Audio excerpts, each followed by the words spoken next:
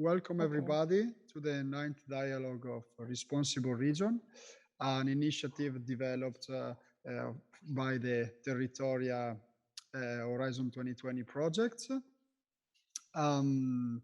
As always, before starting, I remind you to mute yourself upon entry in order to avoid some interference when our speakers are speaking. To all the participants, you are encouraged to make your question at the end of each section, or if you prefer, you can write down your question in the chat, and at the end of each session, we will give you the floor. So you can ask directly to our speakers. When you're making your question, please go straight to the point. So in order to avoid you to take 3-4 minutes in order to make just a question, and just for let you know that the dialogue is recorded, but I mean, in order to join it, you had to accept it. So I guess you are aware of it. So the main topic of today will be the research and innovation strategy for smart specialization of Northeast Romania. And the main speaker is Agatha Fillimon, head of Sectoral Specialisation Office at the Regional Development Agency of Northeast Romania. I'm very, very happy to have here with us Agatha, because I know her very well since we are working together on a European project, in the European project TeRRItoria. And in the framework of the project, ADR Nord Est, and so Agatha are carrying out one of the transformative experiments, and the one related to Northeast Romania would like to increase the involvement of the local communities inside the decision process regarding the investment for innovation in the communities where they live. And in order to do so, ADR Nord Est is developing as well a brokerage platform for innovation, which is going to act, let's say, as a bridge between local communities, research organization, in order to facilitate the matchmaking among the needs of the real needs of the local population. Just to give you some brief notes about Northeast Romania. Northeast Romania has 37,000 square kilometers and a population of almost 3.3 million of inhabitants. Let's say that Northeast Romania is a kind of remote and sparsely populated area of Europe, and they have lots of mountains in the west part of the region, and toward the east, indeed, they are rolling plants with larger farms, no? So for this reason, let's say that Agatha, correct me if I'm wrong, but you developed two working groups, one on tourism, because mountains means hiking and also ski slopes in winter times, and also another one in agri-food. And without any other further introduction, I would like to give the screen to Agatha. So Agatha, the screen is yours. Thank you very much. Thank you, Giacomo, for this very nice presentation. And thank you all for being here today and for your interest in our smart specialization. I'll just share my screen.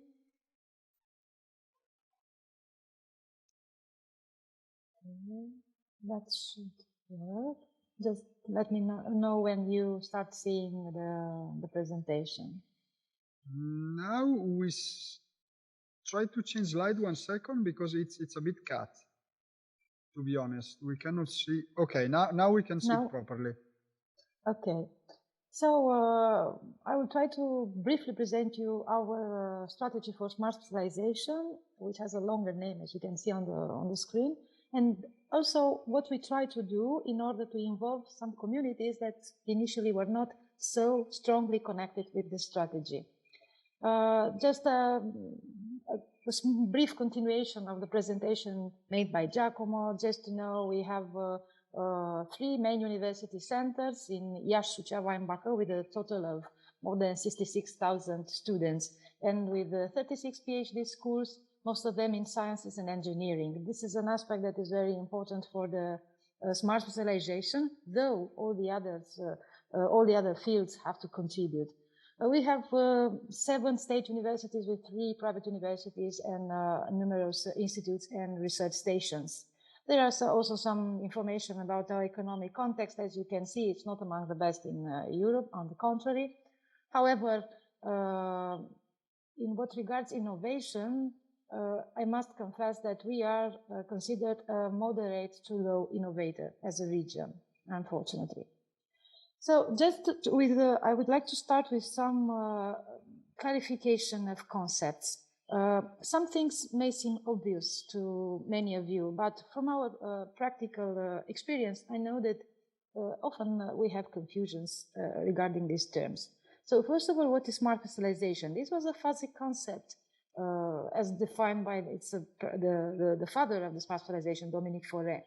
What we understand now with smart specialization in the context of the European Commission is a process of economic transformation in those areas where a region has competitive advantages, where a region can excel. And it's basically a tool to implement innovation. It's a bottom-up approach. This is the methodology that we all use now in Europe. And it's, of course, a collaborative process that involves the full quadruple helix of the society, that is the research, the companies, the local authority, the public authorities, and the civil society, be it associations or NGOs or citizens, individuals. And the mix of opinion starts when debating what is innovation, because not any invention is an innovation, not any new idea is an innovation. An invention becomes an innovation in the moment that it can be transformed in a good or a service that creates value, and for each we have a user which is willing to pay. This is a very important aspect, especially for the think tanks of researchers and innovators who must go to the end user with their projects. Otherwise, it's just an idea. To be innovative, an idea should meet a specific need identified in the population and to be able to be applicable at realistic costs. And basically, there are 3 main ingredients. You have to have the knowledge, you have to be creative, and of course, you need to have the initiative to put your creativity and the information into practice. So to be able to bring something new and valuable on the market. If we think of the quadruple helix and the contribution that everybody can have to this specialization process, we see that the academic environment should indicate the trends, indicate the feasible solutions in answer to some market needs. Also, they have to anticipate the socioeconomic challenges before they appear on the market, preferably. They bring the knowledge that is necessary to the regional innovation ecosystem, and it usually points out those areas where the cross-fertilization between scientific fields can bring the most benefits. Of course, the research part is very important, but without the business environment that has to put into practice and to valorize, to capitalize on the fundings of the research, we cannot have smart specialization. That is why a critical number of companies in specific economic sectors is paramount in order to be able to think at the smart specialization strategy. And in this respect is the companies that have to highlight the demand for innovation. They are the ones who generate innovation in the sense that they make the steps from lab, from tested idea to final products or services.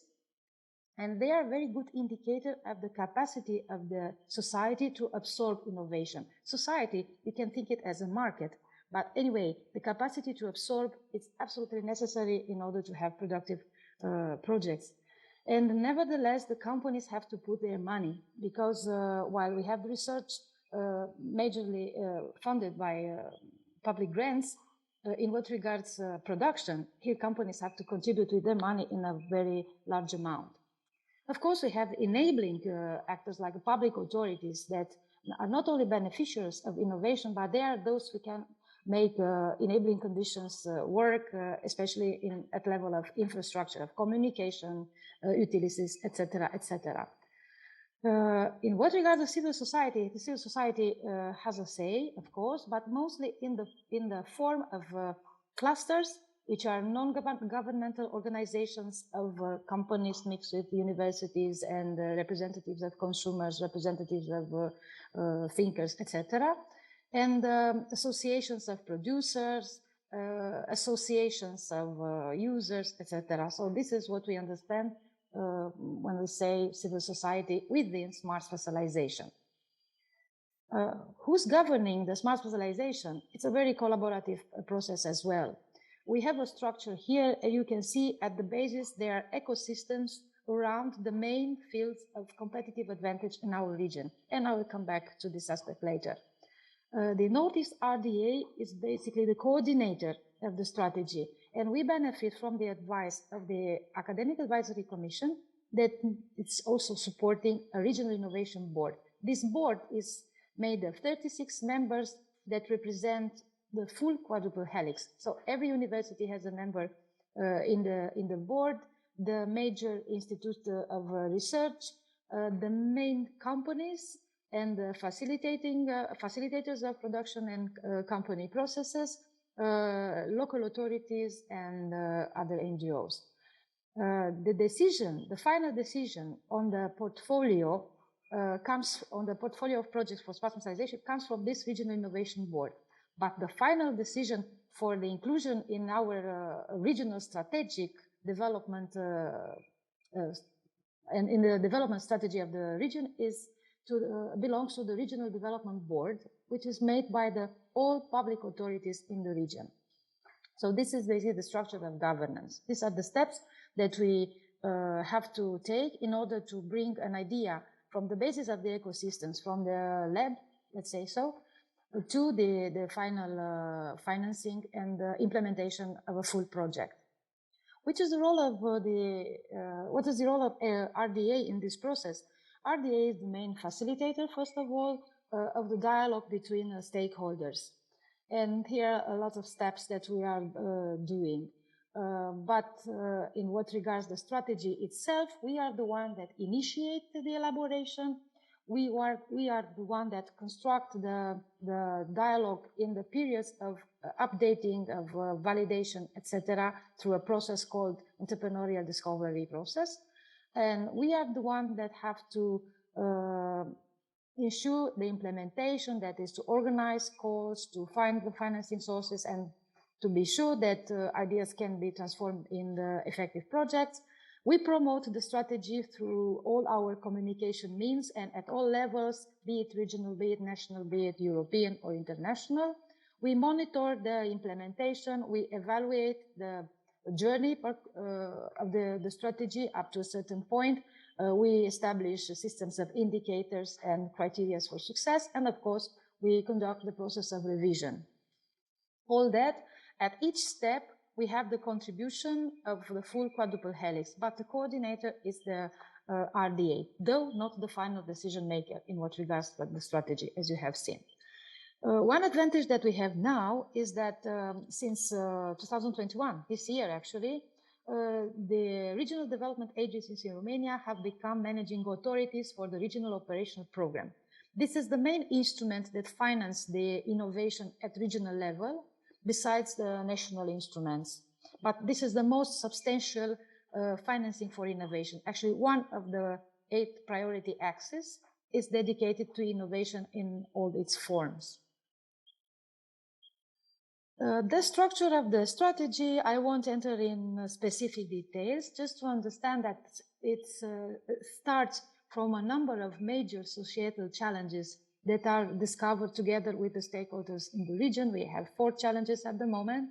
And then through a process of consultations, of contributions from all members of the innovation ecosystems, we set sectors and niches. At the moment, we have 7 priority sectors, as you can see here. There are some niches of specializations, parts where we have specific advantages in terms of research and in terms of companies that can implement the ideas of the researchers. And for all these sectors, we have discovered visions, objectives, and we set some steps to be followed in the coming period. How to do that? Through a number of measures of what we call horizontal priorities. That is all sorts of calls and financing measures that address the development of innovation skills, that support innovative businesses, that try to develop the regional research and development capacity, basically mainly the technological transfer process. And then we have activities that support the associations, clustering, internationalization, etc. And also we provide technical assistance to the members of the innovation ecosystem. The main implementing tools for the Smart Specialization strategy are the entrepreneurial discovery process and the project development lab. These are steps that we will see in more detail in what follows. Of course, the full quadruple helix is present in each of these steps. And here is where the problems intervene, because with the proper formation and the proper consultation with the right people around the table, mostly anyone can write a strategy. What is more difficult is to implement the strategy. And the step from idea, from developing a vision to innovative projects implemented, this journey is very long, and there are many, many barriers that we have to overcome. And just to see, for instance, in the EDP, as I said, it's a bottom-up approach. We have some focus groups or consultation in every priority sector. It's an analytical process in the sense that together with all participants, we analyze the strong points, the weak points. So we make this SWOT analysis. Based on this analysis, we can identify some challenges that have to be answered on the shorter, medium, and longer term. And we have to set priorities. To set priorities, of course, we need a vision, and that is something that we develop together with the participants in such a focus group. And then, depending on the vision and the objectives that we set, we have to prioritize between challenges. In the end, we can have a creative workshop, if you want, in which we indicate what type of solutions we are looking for in order to meet these challenges. These types of solutions will give the name of the main specialization niches that we will follow in a certain programming period. Then we move to the proper implementation of the vision and the search of solution. That is, we organize a regional call followed by a project development lab. The regional call, it's usually designed in line with the main financing programs that are present on the market at a certain moment. Being now a managing authority, we had the possibility to organize this call on more sections, and the last edition, that was last year, for instance, we had one section for development projects that want to put on the market new processes and services, and a specific section for infrastructure for the research. All that then result in a portfolio that is presented to the Regional Innovation Board, is analyzed by the members of the Advisory Academic Committee, and in the end is presented to the Decisional Board of the region. And hopefully, in the end, we have as many implemented projects as possible. But here there are some problems that appear. First of all, what regards the regional call, there's a lot of communication work in order to promote it and in order to motivate people to participate in the call. As I said, we are a moderate innovator, and most of the parts are reactive and less proactive. Also in research institutes, people are waiting for a call, then they think what can I do, then I prepare a project specific for that type of call. The order should be the other one. I have an idea, I want to do something wonderful, and I prepare my idea, I prepare in the form of a project, and then I try to find financing sources, but it's usually happening the other way around, so people are basically reactive. In what regards companies, innovation is a risky business, and most of them prefer to be safe on the market. They have to struggle, especially in this period, pandemics, without saying, they are trying to keep their businesses working, and to think of innovation, to invest in this risk part of your business, it takes a lot of effort. So we work hard in order to motivate people, to present them the benefits, to understand together with them which are the opportunities of innovation that they could grasp on. So this part of promoting the call, promoting innovation, and communicating with stakeholders is very important. At the same time, most of the projects require partnerships for implementation. It's very seldom that one type of institution has all the answers or the capacity to go from the idea to the final product. Maybe some big companies, but usually we have partnerships between research teams and business teams, and or between clusters and other sorts of players. If these partners can be found in the region, we do our best to find them there. If the missing links in sorts of value chains, because we use a value chain approach, if missing links have to be found at national level or at European level or international level, we try to help them with these aspects too. So the promotion of the calls of the innovation concept in SE, the communication part to motivate people to participate and provide some assistance in making partnerships and finding the right links to complete the value chains. This is a tough work, and here it's a lot of work. Secondly, once we have these ideas, the partnerships are prepared, and we have received let's say the okay for the portfolio, we have to identify financing sources. And here is too where the RDA intervenes, because we have an image not only on the program that we are managing authority, like the regional operation program, but we also get informations and we get in touch with all managing authorities, and we see all the operational programs that are active at the specific moment in the sectors that are addressed by our Smart Specialization strategy. And this is also, this works for national programs, but also for international programs. Then we offer specific technical assistance for promoters. It is true that we can do more for those who are applying within the operational program that we administrate directly, but we can also provide valuable information for those who enter under the incidence of the other operational programs, and we can set contacts and facilitate dialogue with those entities. So this is the assistance that we can provide for the promoters. It is neither that is an easy task, because identifying financial sources, as you can imagine, is very complicated. And then to motivate people to continue on this very long journey from contacting an authority that is managing a project to a final application, they need support each step, and they need to be supported.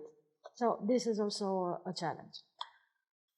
What we do now in the target areas of our TeRRItoria project, we try to move all this process that is done at regional level to smaller communities. Why? Because, of course, members of smaller communities, one way or the other, enter in the regional process of discovery and of setting priorities, and, of course, in the regional calls. However, they enter with major problems, and also because the specific thresholds for applications are high. We talk about projects that go beyond 1 million, 1.5 million, which is a very large sum for smaller communities. But that doesn't mean that they do not have problems that can be solved locally. And there are at the moment some initiatives that address specifically the innovation in the smaller communities and in the rural communities. So what we try to do as RDA by entering the TeRRItoria project is to adapt the methodology of entrepreneurial discovery process from regional to small community level. Also, to move from the urban environment, where people are rather specialized, and you have all participants in an EDP focus group with university degrees and beyond.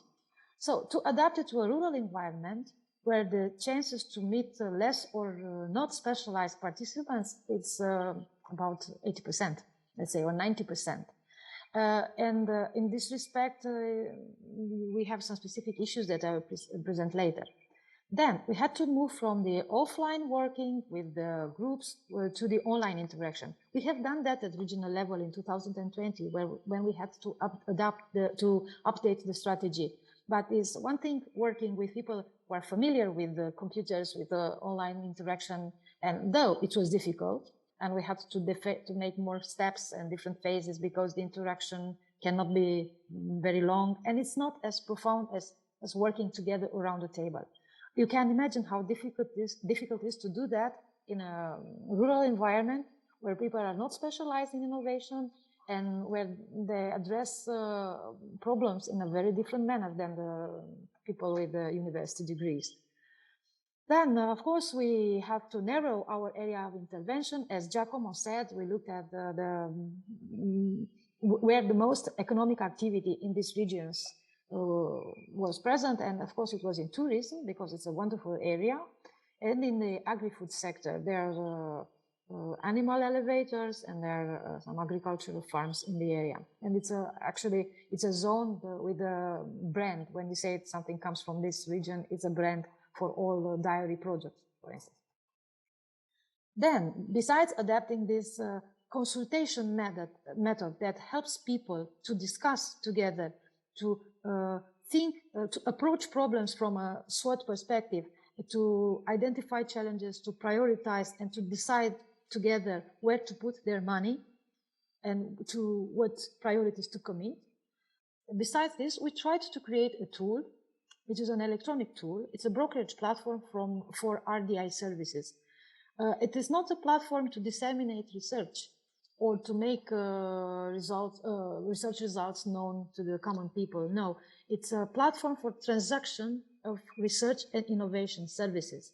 And you can imagine all the innovation value chain from a simple technical study to the elaboration of models, of prototypes, to the testing phase, to testing in a real environment, in industrial environment or in practice, etc., up to the marketing point. Going through all these steps. So this is a menu of services that we have elaborated based on our experience in technological transfer activities and what we do in the regional operation program. And we adapted this menu for local communities. This is what will be found on the brokerage platform that we will try to implement in this final phase of TeRRItoria. And of course, within the project, we will only be able to move to a certain point. A point that still needs our mediation. Then, the most of our work in the project is dedicated to the overcoming of a number of specific challenges. First of all, the collaboration manner in those communities, as I said, is very different from the collaboration manner of people used with the research and innovation environment. It's a low innovation propensity, as you can imagine. People have very concrete, and they may be small in terms of scope and budgetary needs, but they are big for the use of the community. So they have a different approach to risky new things, but they want to be sure that the basic things that they need to conduct their daily activity are in place. That is where the money goes. And to stimulate them to implement new things, this is a big challenge. Then, of course, as I said, we have lots of asymmetries. First of all, topical between those rural users and research innovation communities. They both have to adjust their discourse and to understand each other. The language asymmetry is obvious. The asymmetry in the facility with using media and tools, of course, I just said. And another asymmetry that we have to face is that of the intervention focus. Because in the rural areas, and these local action groups are 90% made of rural communes, we cannot, as RDA, we cannot support many activities. The regional operation program that we manage, and also the RIS3, are basically addressing industrial activities. And if you think of sectors like agriculture or tourism, Here we mainly address smart farming with all this digitalization of the process, the development of new products with new properties, the interface between animal medicine, veterinary medicine and human medicine, and we work also in wooden industry, but the engineering of the wood and engineering of wood fruits or forest fruits, etc. Then in what regards tourism, we cannot help the wide range of tourist activities, but we can help in digitalizing the process, in the managing processes that have to be implemented. They are totally missing. And in the implementation of innovative products, innovative tourism products, also in promotion. So that is why the array of activities that are in our direct possibility of support is not so big. But as I said, we do our best in finding all financing possibilities at the market present at a certain moment. And we try to teach these communities to do the same, to look on all the operational programs at a certain moment and to try to find alternative financing sources. So this is where I will stop with the presentation of these challenges that we have. And I'm looking forward to your questions and requests for clarifications, and also for your opinion, of course. Thank you. Here are my my contact data, but I will give the presentation afterwards to all of you. Thank you. So thank you very much, Agatha, for your presentation. Very interesting to see how you adapt the entrepreneurial discovery process to these small and rural territories, and also to see all the challenges that that you had to face. In fact, like I was interested on it actually, you know. I don't know if someone has a question. If not, I have one to break the ice. So you mentioned before that actually, according to the European scoreboard of regional innovation, ADR Nord Est is like considered moderate to low innovators. But also, you also mentioned that since a few months, or the beginning of this year, you are like the managing authorities for the regional operational program now for the next 7 years. So I would like to ask you, how is the impact of this change of the governance? I mean, will you be able, thanks to this additional task, to implement more innovation? Hopefully, yes. Yes, hopefully, yes. And I will tell you also why. Because up to this moment, we were intermediary body. That means that the programming, but also the user's guidelines for application, and the access condition, eligibility criteria, etc., were decided at national level. That happens that sometimes does not answer to the specific needs of the communities in the region. And the research communities, as you know, are very demanding. And the steps, we as intermediary, we could take their concerns, present them afterwards at the ministry, then they may be answered or not, maybe the answers were clear or not, and then at European level, so on and so. So it was a very intermediate activity. Now, as a direct managing authority, the process of asking stakeholders what they need and actually putting those needs in the guidelines, it's in our hands, because we have always asked them, but the transmission was so long and many of these proposals were lost on the process. If I can tell you, we have designed a new sorts of projects, like for instance, integrated projects, that is to allow partnerships between research teams and companies in the one and only project. This was not done before in this form. So with steps and phases, etc. And we did a very nice, if I may say so, a nice job in collaboration with all the parts implemented. And the final guideline of this access coming from the national level was very different. And many of these demands were lost in the process. Now, we hope to be able to act faster, because also the time of from application submission to the actual financing period is very long. It's 2 years now, and we still have applications that haven't reached the final date. So in 2 years, an innovation is outdated. It's already on the market, and you waste time and resources, and you're already in the process. You cannot back down. So now, being a managing authority, we hope to do these steps smoothly, faster, and more appropriate to the actual needs of the stakeholders. Because the ROP has only one axis for innovation. It is not the biggest axis, but it's the new European regulation that at least 30% of the projects that are financed through this ROP should be in areas of smart specialization. Maybe not all innovative, but in these areas where you have already an advantage as a region. So hopefully, the answer to your question, hopefully we'll be able to do that better in the future. Thank you very much, Agatha. So I'm waiting to see more green on the European map, your region. We hope to. I see that Christian raised his hand. So Christian, feel free to make your question. Thank you. It was really interesting, the presentation, and surely it was really interesting to hear from how you applied the entrepreneurial discovery process. And I have a question regarding the involvement of civil society, so NGOs and the other part of the project lyrics, which is, I think, the most challenging thing in terms of a smart specialization strategy, because normally you deal with the technological center and research and innovation center. So I would like to know by you, which was the answer from these civil society and NGOs. Maybe in your country, maybe it's different, surely, the environment, but it's just to have a conversation about this. And then I was very interested too in your role as a managing authorities, because I think that this is the way in which development agency can really have the opportunity to change things. Exactly.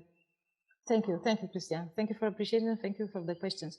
Well, as I said, the NGOs that are entering this process, which is very open because we communicate our intention of organizing EDP focus groups or our intention to organize consultations. It is very open. It's done on every possible channel.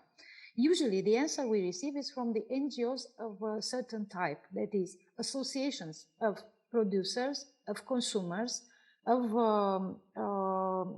specialists in a specific field, like for instance the Association of Environmentalists, but in terms of engineers in environment, which have some strategy and challenges of their own.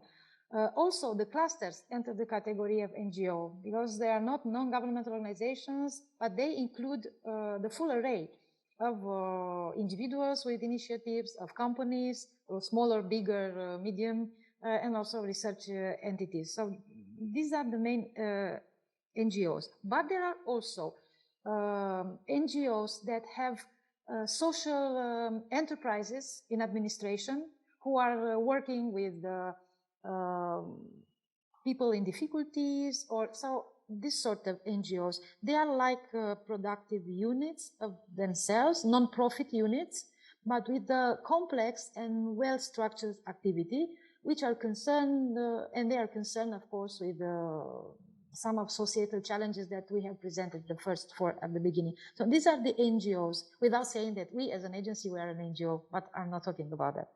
Now, these are the NGOs that we are discussing with. However, in the board of the innovation, we have also a youth democracy NGO, for instance, because the application was open to everybody, as long as you can prove that you have expertise in innovation. Usually the academic degree, academic formation, publication, participation in projects, these are conditions to enter the eligibility process for the Regional Innovation Board. We have in this board people coming from law departments, from humanities sciences, or from the civil society proper, like this democracy youth entity. So this is how they participate. In the decisional part, it's very collaborative. In the application part, which we try to encourage, however, the more specialized NGOs come.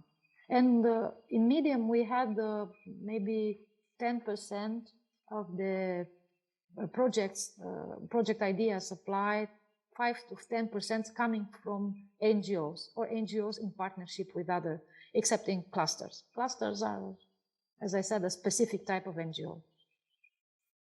And in what regards the fact that you are managing authority, indeed, the fact that you can control the timing and you can adjust guidelines and accession criteria in a timely manner, in direct consultation with the stakeholders, this is a huge step ahead.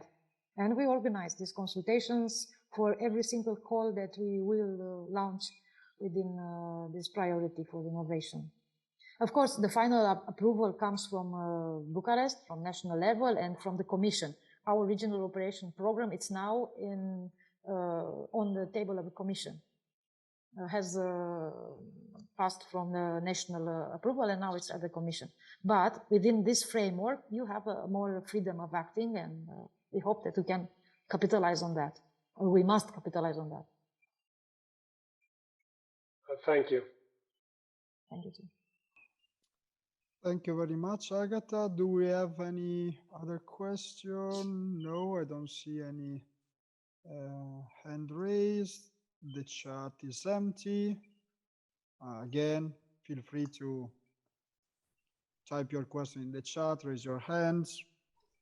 If we don't have any other further question, I would like to give the floor to Patricia Bermejo. When actually I was with Esteban Pelayo, the director of EURADA, and we decided together with Agatha that Agatha was going to be the main panelist, the main speaker of this event. We were thinking about the contribution of a panelist, another regional development agency coming from the EURADA network, from a sparsely populated area. And so immediately we thought about Extremadura, no? And because, for example, in Extremadura, they have like 41,000 square kilometers, so more or less the same surface, but they have almost 1.1 million of inhabitants. And as well, the RIS3 of Extremadura, let's say that is focused on tourism and agri-food. So we immediately thought about Patricia. Patricia is project unit coordinator at Fundasit. And so now, Patricia, the screen is yours. I don't know if we are seeing a Word file. Yes, but I'm sharing. You can see the presentation? No, we see a Word file at the moment. Okay, no. I have to choose here. Okay. I don't know. Okay, compartir pantalla.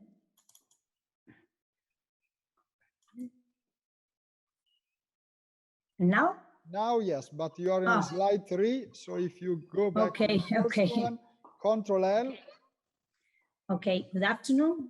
As my name is Patricia, and I'm here on behalf of the Foundation Fundasit PCTEX. Fundasit, it's a private non-profit foundation aimed at facilitating the exchange of knowledge, science, and technology for the competitiveness of Extremadura, like ADR Nord Est. After Agatha's presentation of research and innovation strategy of northeast of Romania, I would first to congratulate her for the work that you are doing in design and implementation, because we are in the same position now, and now Extremadura, we have currently completed the process to redesign the new RIS3 for the period 2021-2027. As the same way at Northeast Development Agency Fundasit is the coordinator for Smart Specialization in my region since 2013. And we support the regional government in the development and implementation of public policies related to research and innovation.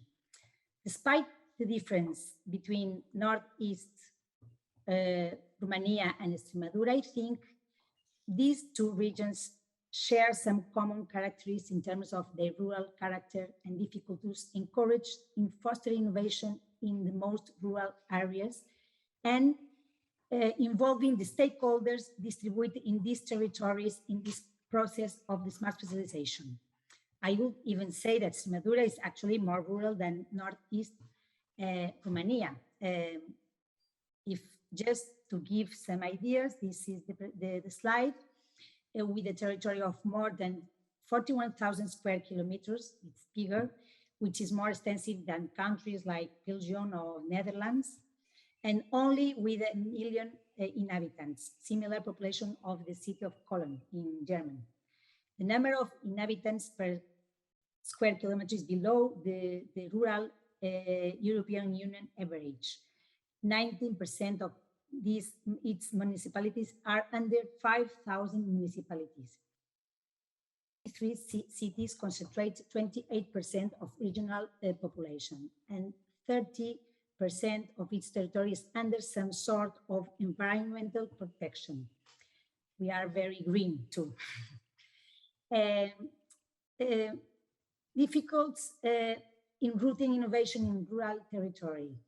So under these conditions, we face a number of extending the smart specialization process to the whole territory as well as Northeast, and ensuring that all key actors in the regions are represented in it. The rural context has great difficulties to join research process, not having enough competence to attract innovation. On the other hand, the instruments for the RIS3 implementation are not adapted to the reality of rural territories. As Agatha said, these territories need special instruments and special projects.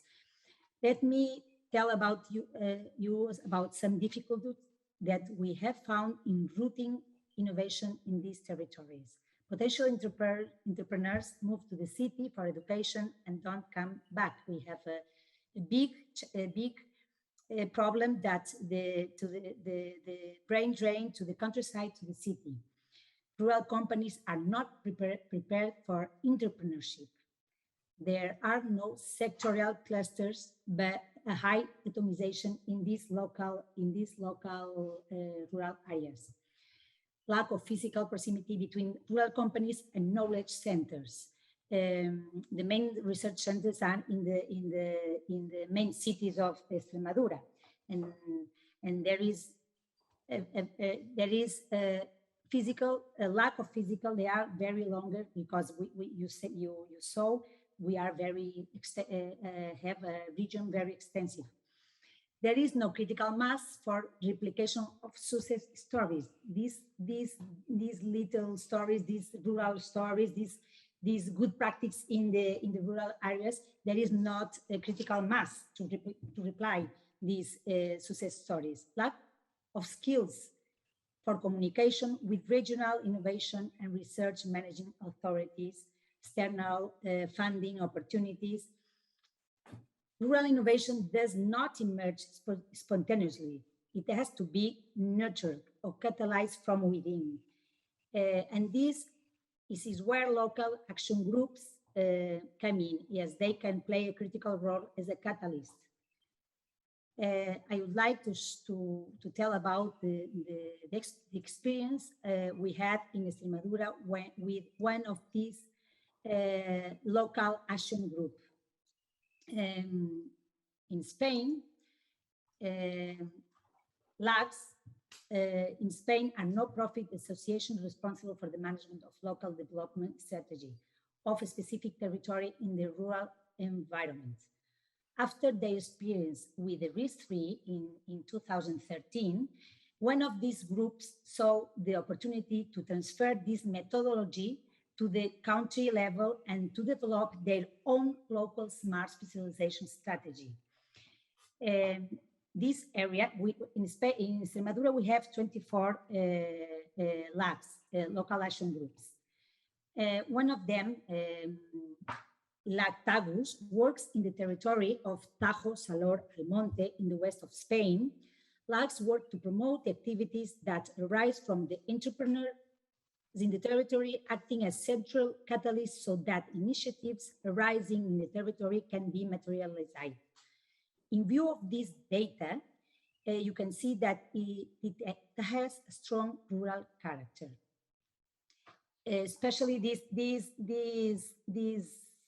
region, this smart local region is a dairy, like in Nord Est, with related with the dairy sector, and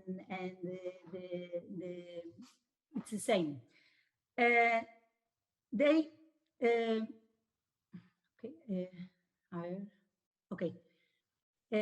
In 2014, TAGUS developed a smart specialization strategy. It was a process participated by all the population, more than 2,000 people, with public and private agents, with a shared vision of this municipality.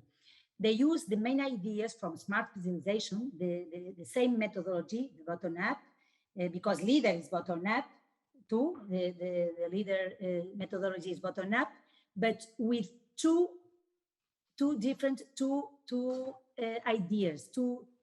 main ideas: selecting the comparative advantage of the territory and attracting knowledge agents to leaders' traditional governance model. Because leaders' governance model, it didn't count with the academy or the research center of the knowledge agents.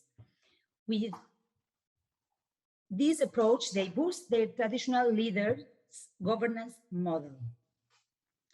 And then TAGUS has developed and implemented a methodology to promote innovation in rural environments based on the smart specialization and a new territorial governance model for the inclusion of knowledge agents into community-driven local development.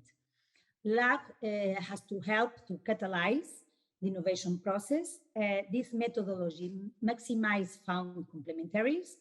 They enable territories to reach out to external funds, for example, AEP Agri Operational Groups, H2020, promotes connection with regional RIS3 through its strategic lexical alignment and allows for more involvement of citizens in regional policies.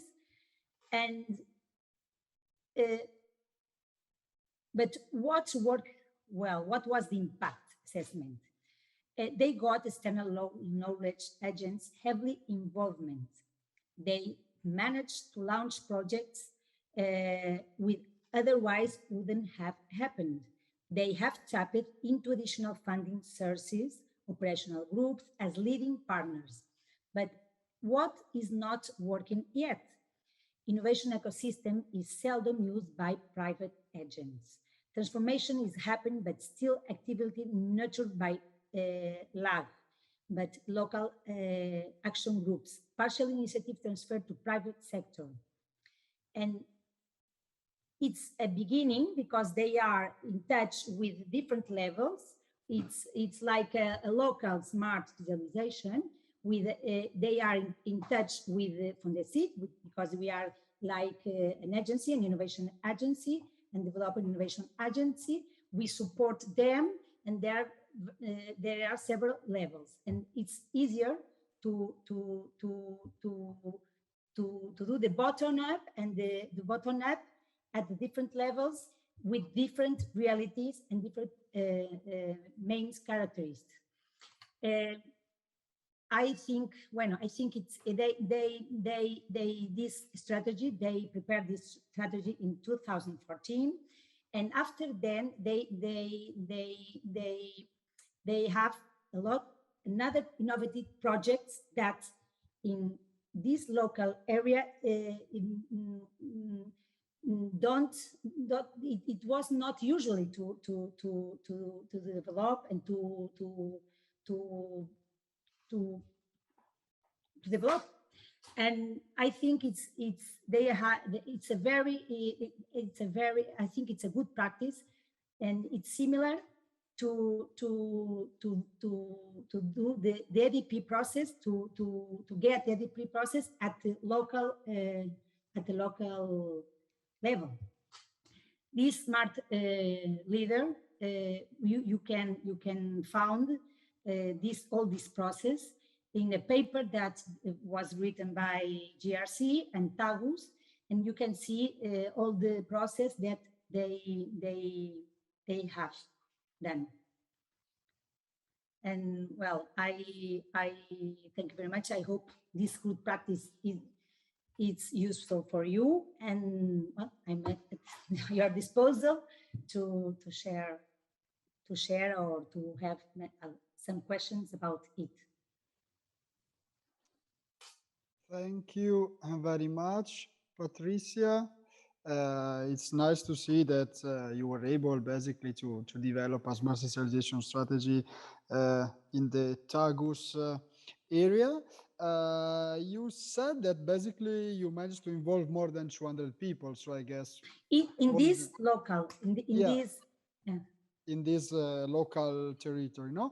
So my question is similar to the one that Christian Mancinone asked before to Agatha. How did you manage basically to involve the civil society in this process? In order to have a better public engagement. Yes, we in this local civil society, I think they are more able to participate because in the rural areas the projects are more social, more social. They are not so industrialized, and I think it's easier because social innovation in Extremadura is very developed in these local areas regarding in areas like agri-food sector or dairy, or there are new models, business models in these local areas, and then you know that they are very social. They're very social, and there are enterprises that are working in this kind of new models of business, and I think it's easier to involve this civil society in this kind of projects in rural areas. Easier that at the regional level, or and like Northeast, we have association clusters, the same. It's the same. We in our governance model, there participate associations that more open to collaborate, that develop this kind of projects. They are related to research or to the university, to different groups in the university, and it's easier. It's easier, but it is a process. It's a bottom-up process, but it's a strategy, of course. And you know that the funds, it's operational program, and there is some criteria that we have to manage. And here in Extremadura, we have a social strategy and the social entrepreneurs, and it's very related. And Fundecit works with them, and then we work in all of territory like an innovation agency. And for us, it's easier to because we go there. The technicians go there, and then we organize webinars and workshops there with the local and with the different stakeholders, or social stakeholders, or civil stakeholders. Thank you. I see two hands raised. I guess the first one was Ildiko. Yes, Giacomo, thank you very much. This is a question to both Agatha and Patricia. Patricia, you mentioned the brain drain process, so I was just wondering whether you see any positive effects of the smart specialization strategies already on reversing the brain drain from rural areas? I know this is not the most representative time for asking this because definitely COVID also had its impact on Yes. this, but would be nice to know whether there is anything visible, especially in a smaller dimensions. Yeah, it's a challenge that we have, and it's very hard in Extremadura.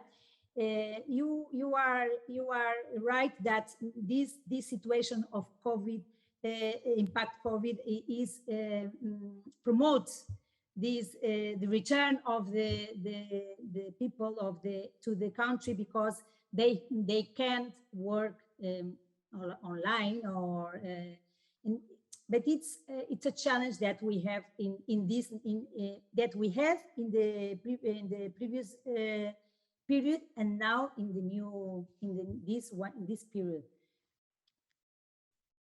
And when we have a lot of instruments to attract, to retain the talent in our regions. We are a lot of instruments or grants to help in this challenge. Thank you. And in this period, it's easier because now in the FEDER operational structural funds operation program, we can have financial instruments around the capabilities. Before now, and we our budget it's very big, and it's operational program. It's funds of operational program, and then they in this period they allow us to prepare some grants to the capabilities to retain the talent. Thank you. And thank you very much, Patricia. I was just wondering whether Agatha has some observations to share in this direction. Well, for us, the time is too short to take a conclusion. And first of all, the pandemics intervened at the worst moment possible, because we were in the middle of co-design period, and you know that we had to postpone the experiment, which consisted firstly in these focus groups. And ideally, we would have been able to summon more of the community around the table, but because of the pandemics, and because that we are forced to work physically, because online working with these communities doesn't make much sense, it wouldn't work. So there we were limited to have let's say maximum 20 persons. So we tried to identify representatives of the quadruple helix. I must say that in the first phase, we've only made these focus groups in triple helix. That means only with the local communities. We had the administration, the commune, we had the producers there, and the NGOs, it happened to be in this field, well structured. They had some research there, or people with interest for developing new things. And although it's not innovation proper, anyway, there are people, open-minded people who wanted to do something. But you also had some narrow-minded people who were seeing the same pragmatic issues of infrastructure, etc. So we had to change their mindset from the utility infrastructure to the possibility to develop something new and interesting and better than other competitors on the market. It is true that the pandemics affected very much this environment, but also some big companies that are suffocating the small producers. And in these agricultural zones that have brands with mountain products, for instance, for dairy or something, this is a long war that they have to take, and people may seem unmotivated because all their work now has to be processed within the community, because the bigger companies are no longer interested in their products, so they have to integrate vertically. They have to find a solution to transform their production of raw materials, if you want, in agriculture, in products with higher added value. that will require resources, but because of the brain drain, they don't have people to work with in the farms, for instance. They have some money, they made some investments, and they do not have workers because they are all. We don't have the brain drain only to the urban cities, urban area. We have a brain drain outside the country, and this is a major issue for our region because people are those in agriculture, to say so, they are in Italy or in Spain, as you may know. So this is a problem, and there are some funds addressing young farmers to encourage them to settle down or to stimulate innovation. We try to do something from the high school level. High schools have innovation contests for students, and we try to capitalize on that first step and to try to help them to get in partnerships afterwards. We don't know, we will see. It's a short period of time, but I like very much what I have seen in Extremadura. There are indeed many similarities, and I wish we have known each other earlier, because there would have been a lot of things that we could have learned.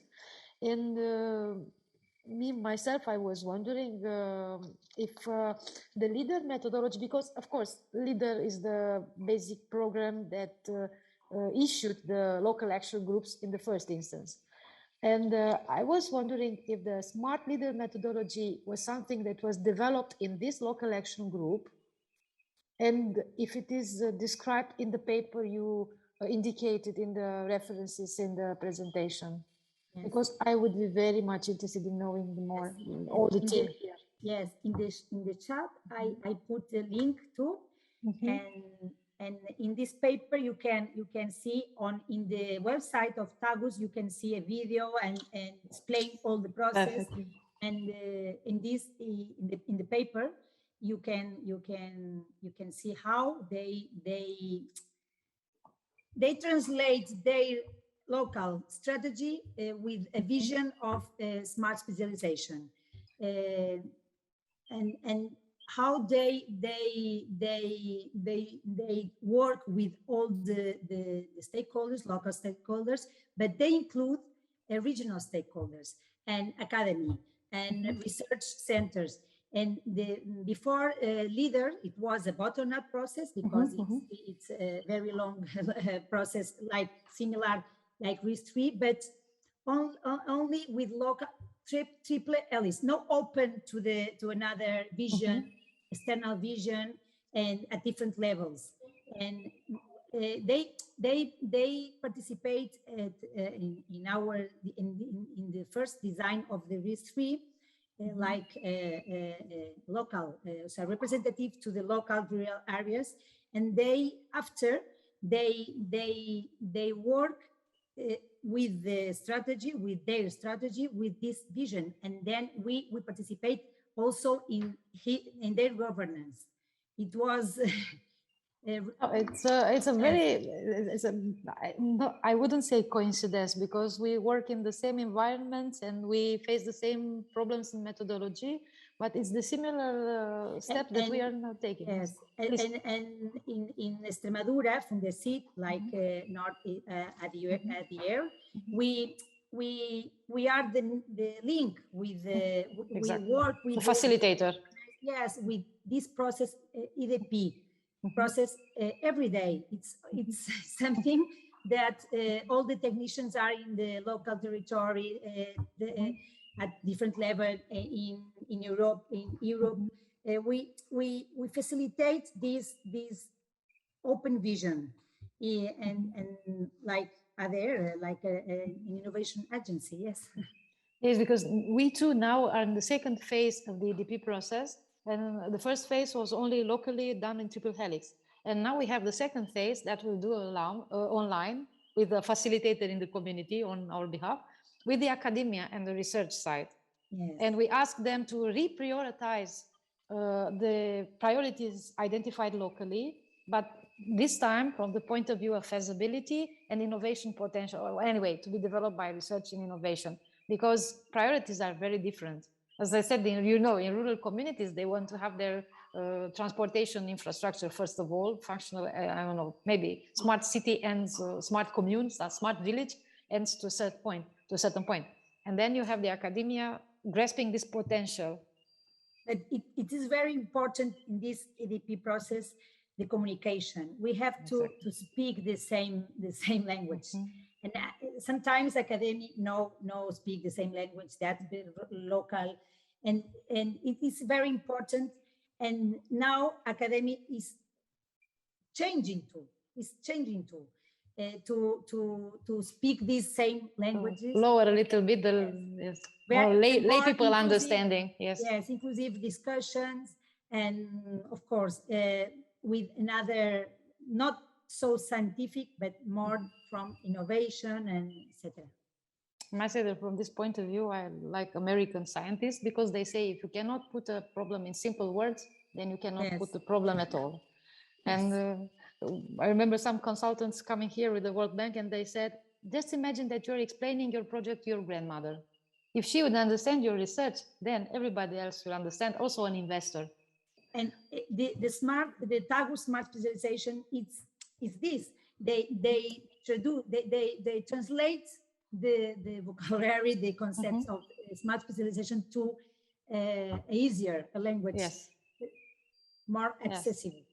I would be very interested in learning more, because it's obviously we work on the same direction, and we can exchange. If things would have been different, probably we would have had exchanges of delegations from one region to another. That would have been very interesting. And one final question I will have. Then when I read the things, I think I will contact you with other questions. You said that the innovation ecosystem is seldom used by private agents. But in the end, who's using it? What? You said at a certain point that the innovation ecosystem is seldom used by private agents. No. Yes, it was on one of your last slides, I think. Yes. Now, yes. What did you mean? Innovation ecosystem is seldom used by private. Yes, in this local, yes, because it's difficult to mobilize some producers, some farmers, and to this innovation ecosystem, and then we have to work. Exactly. So you have to. Yeah. Okay. I understand. It's not working yet. It's not working yet. We have to still work. Yes. The same here. Yes. Thank you. It was very. I like it very much. This exercise, both exercise, Smart Specialization in Extremadura or Smart Specialization in TAGUS, for all the agents, we have now another way to work, another way to do the things, the strategies. This process bottom up. It's something normal that we can ask, we can invite them to participate, and they are more open to do this dialogue. Yes. Congratulations. I only hope that we too will be able to reach a little bit. But as you said, it's very important to manage the funds, because sometimes Extremadura is decentralized. We manage our funds. It's easier, but sometimes the calendar is and then we have a lot of time to resolve the projects, the proposals, and then the enterprises, they need to more minor bureaucracy, to more fluently. And we in this period we are working on in this change, in this challenge, like your Nord Est. Yes. Thank you very much. I understand now why before I started working with the RDA there was a very complex collaboration with the University of Extremadura and our region, and many of my colleagues have been in Extremadura making some internship on management, project management, and regional development. It's obviously now why, also for me. Thank you. It was very illustrative. Thank you very much. Thank you. And thank you, Giacomo and Eurada, for putting us at the same table. Yeah, as your rather, we are super happy to hear that our idea to combine the main speaker with the panelist, because all of you are facing the same challenge. It was like a great result. I mean, I will put you in contact with emails and so on. So we are happy if you see some room for collaboration in the future to exchange, as you said, some delegation traveling to Extremadura and someone else traveling to Iași or the other villages to see how really you are implementing innovation, because actually the common goal is to develop, improve the innovation in both of your regions. Someone else has a comment, a statement? The chat is empty. We are just a few today. It's fine. So if no one else has any other additional, well, Patricia probably. Yes. To Agatha, these platforms they are now launched, or you? No, we are working at it. It's just at the beginning we were preparing the templates, and we have an IT colleague in the team who's making the architecture. So we are putting the content, and now it's something new in terms of brokerage of services, because there are many platforms, but for the moment our resources are very limited. So we are more focused on the logical side of logical architecture of the platform to make it simple and functional, and then of course it can be developed. But we want to make at least one transaction with the help of this platform by the end of the project, which is in January. And for the moment, we have foreseen experts from our project team to help local communities to understand the requirements of the platform, the menus of services and the typologies of information that we require to be uploaded. So to train them a little bit, to work with them on designing proposals and offers. And on the other hand, we offer providers of RDI services the possibility to upload their service offers. So that will be for the beginning, and the actual interaction between project proposal, to say so, or offer and demand will be intermediated by us at this first step. And of course, in the future, we want that to be made directly by the users. But for the moment, for this stage, this is how we will work. Okay, I will ask more you when you are. Yes, because it's very interesting for us too.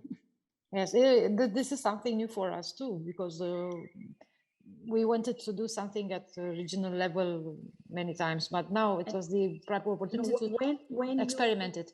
When you hope that it will be running this platform?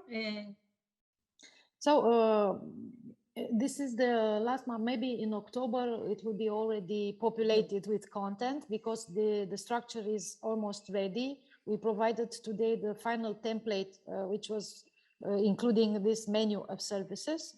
This was the most difficult part, to cover in a simple manner all the technological transfer possibilities and all the research services that can be provided. And now the routines are made, the logical schemes are implemented, and we hope to finish to upload the content. It will be bilingual for the moment, and maybe by the end of October we can test it among us to see how it works. This is the development stage. So to be able because in the same time we are ending the consultation program process, the EDP, with the academia. So we will have a more or less elaborated priority lists, and we can actually work on demands to be uploaded. So we have a couple of months, 3 months or so. Next year, beginning of next year. Okay. I think in January we have to have something, because the project ends, and we have to see how it works in the end. We hope that to be well received. Maybe Giacomo, when can share with us, with Patricia, we will invite you. We will invite you directly to the final conference of TeRRItoria, where surely Agatha is going to present the final yes. outcomes of the transformative experiment. Okay. So yeah, now that we know about this possibility of matchmaking, I will make sure to invite you. We still don't know if it's gonna, surely it's gonna be an hybrid digital event. We are trying also to see if we can organize an hybrid one. So part of the people will be based in Brussels and someone else will join us online. But no need to travel to Brussels. You can simply connect from. We have Irene, my colleague Irene is in Brussels. Yeah, that's true. Yeah. Palomino, right? Yes. Exactly. Yeah, I know her. I know her. Yes. So thank you very much for your two interventions, to our speakers of today. Thank you also to Ildiko and Christian for your contribution. Before leaving, before closing, as always, also George is saying that it was like a nice dialogue. So before closing, as usual, I would like to recommend you to events, to initiatives related to RRI. But one is related to what's going to happen next week. So the final conference of the SERRI project, the first project financed through our common call, the SWO 14, is going to be like only a physical event in Barcelona, 28th and 29th of September. If you wanna come join us, it's more than, you are more than welcome. I will be together with Nikos and Maria to represent the TeRRItoria project. And the second one is the Responsible Innovation Summit that is going to take place from the 19th to the 22nd of October. And from my point of view, is interesting the day 2, because they have like an entire section dedicated to how to put responsible innovation into practice. So it's really probably something concrete example, something interesting. And the deadline to apply for it is the 30th of September, so next week. So in case you have to apply a little bit in advance. So as always, I don't know if I can do it directly this afternoon or maximum tomorrow. I will send a follow-up email to all the participants with the PPT used both by Agatha and Patricia. And do not hesitate to contact us for any further question, clarification, and so on. I wish you a lovely afternoon and see you on the, let me check, 1, 2, 3, on the 21st of October for the 10th Dialogue of Responsible Region. Bye-bye. Thank you. Thank you all. Bye. Bye. Bye. Bye.